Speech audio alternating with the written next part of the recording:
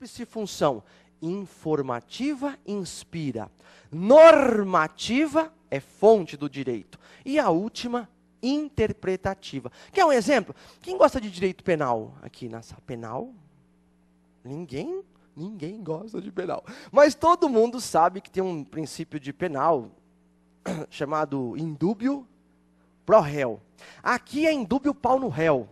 Aqui é indúbio pró operário, né? Na dúvida, interpreta-se a favor do empregado, porque é o hipossuficiente.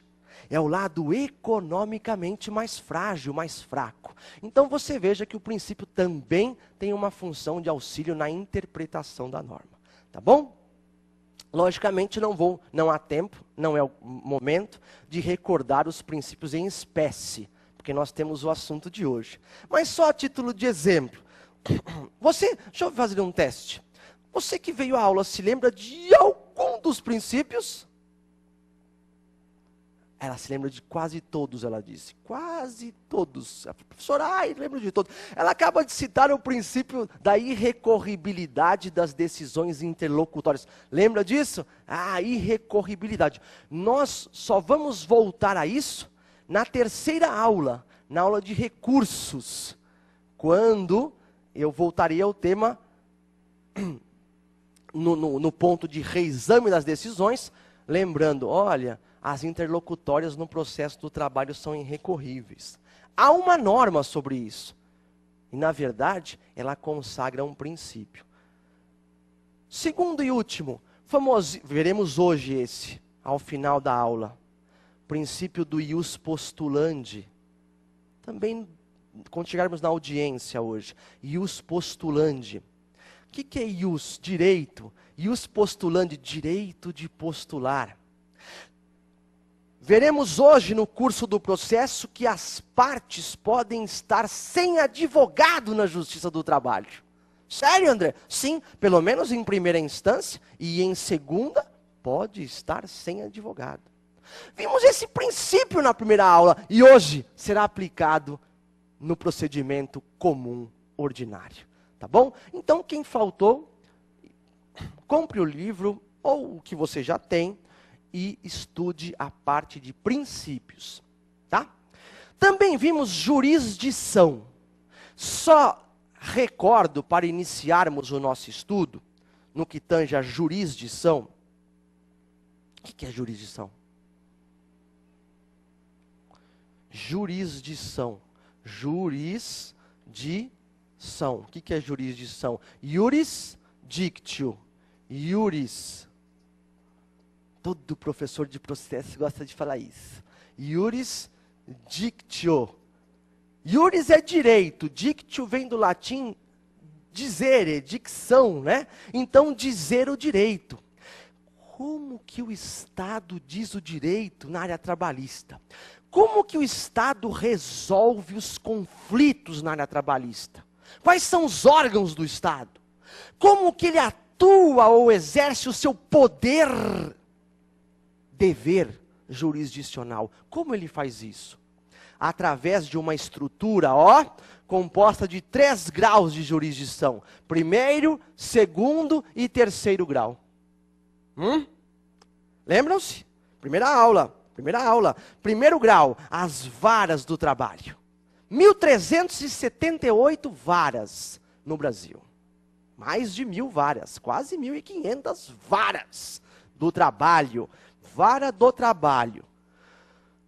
Tenho corrigido peças da segunda fase. Não é vara federal do trabalho.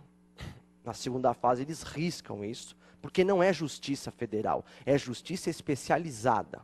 Vara do trabalho, e muito menos, como tem gente que coloca, comarca. Comarca é para a justiça estadual, tudo bem? É uma vara do trabalho, ok?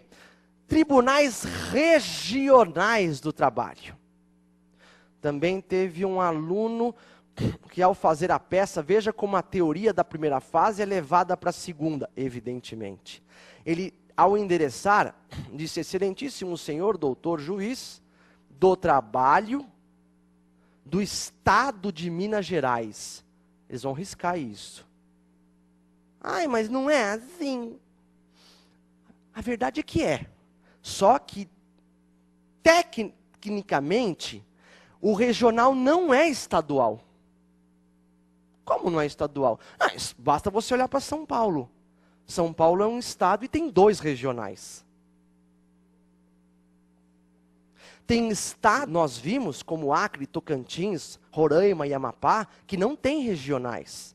Então, é por região definida em lei. Nós temos 24 tribunais regionais. E, finalmente, 24 espalhados pelo Brasil. Aqui em Minas, 3ª região. Ok? São Paulo, 2ª região. Também 15ª. E quem é a primeira, por curiosidade? Rio de Janeiro, 1ª região, tá bom? E lá em Brasília, a mais alta corte, o Tribunal Superior do Trabalho, composto por 27 ministros do TST. Todos com mais de 35 anos, menos de 65 anos, tudo bem? 1/5 vindo da OAB e da advocacia com mais de 10 anos de carreira. Em resumo, essa é a estrutura do judiciário que nós analisamos em detalhes no primeiro encontro. Hoje, cabe a nós dar mais um passo. Qual seria o próximo passo?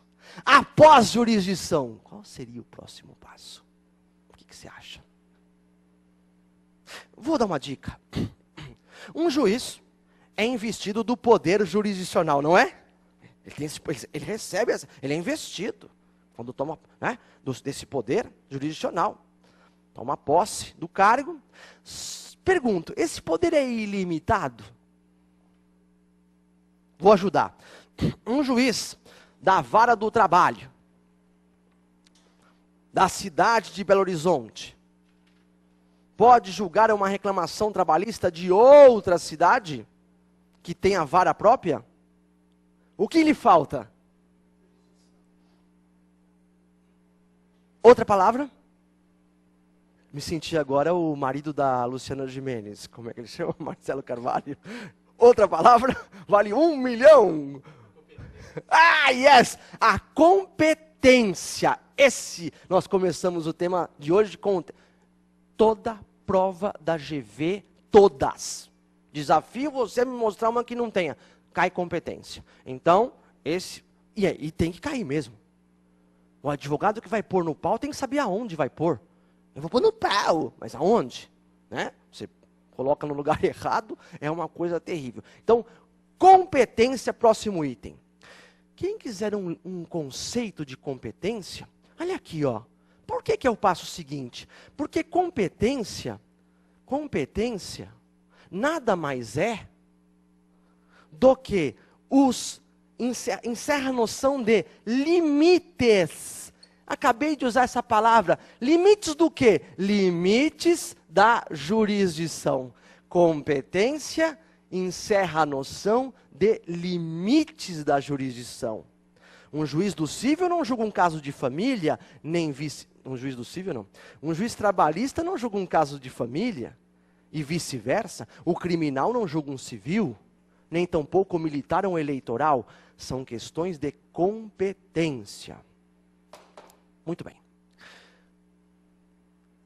Dado o conceito, limite do poder jurisdicional, cabe a nós ver a competência em espécie. Quais são as modalidades? Competência em razão da matéria, ratione materiae, competência em razão da pessoa, ratione personae, competência ratione loci, em razão do local ou territorial, né? E a competência funcional ou hierárquica. Vamos ver uma por uma? Vamos lá? Primeiro caso, competência material. Vamos ver a competência material. Qual é a matéria que a Justiça do Trabalho julga, resolve conflitos? Quais são as matérias? Tá bom? Essa é a pergunta. A resposta, já adianto a vocês, está no artigo 114 da Constituição Federal. Não está na CLT, está na Constituição Federal.